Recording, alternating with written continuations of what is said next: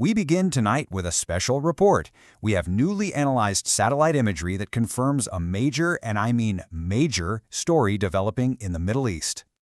The details that are now emerging paint a very clear picture. A picture of what can only be described as a catastrophic failure of American military strategy. So let's get right into it and break down what just happened, and more importantly, why this is such a significant blow to the Pentagon. The headline event is this: Iran has successfully targeted and completely obliterated a U.S.-operated Terminal High Altitude Area Defense System, you know it as THAAD, that was stationed at the Muwaffaq Salti Air Base in Jordan. And look, the satellite photos from the base, well, they're undeniable. You can see it right there, the scattered wreckage, the massive burn scars, and two very distinct craters right where the system's crucial radar was parked. This wasn't some kind of accident. We're talking about multiple direct hits. And make no mistake, this was not a stray round. This was a calculated, surgical strike. It came after a massive launch, over 500 Iranian ballistic missiles and thousands of drones.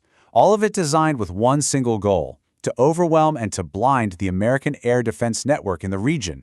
So to really wrap our heads around the gravity of this situation, we need to understand exactly what was destroyed and why its loss is such an incredible big deal.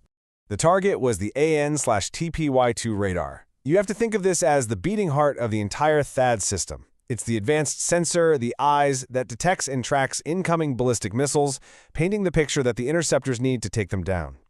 And let's talk about the price tag for a moment. A single one of these radar systems costs nearly $500 million. But honestly, it's not even about the money.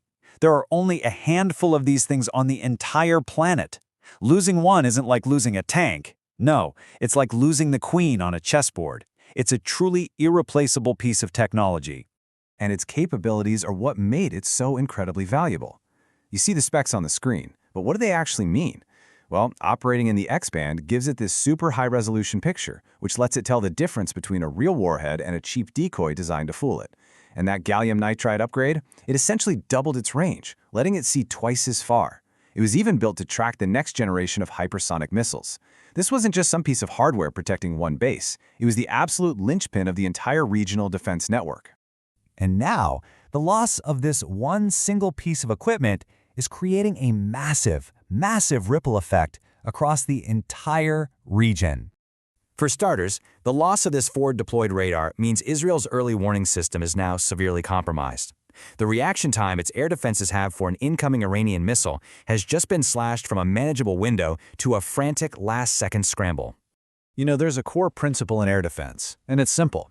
You can't shoot what you can't see, and you can't intercept what you can't track. By taking out this one radar, Iran has effectively blinded a key part of the entire security architecture in the region. Now, in recent developments, reports are emerging that the situation for American forces on the ground has become absolutely critical. We're hearing that nearly 5,000 U.S. soldiers are now facing what can only be described as a logistical nightmare. These soldiers are, for all intents and purposes, trapped. The airfields they would need to get out are now direct targets. The ground routes no longer secure.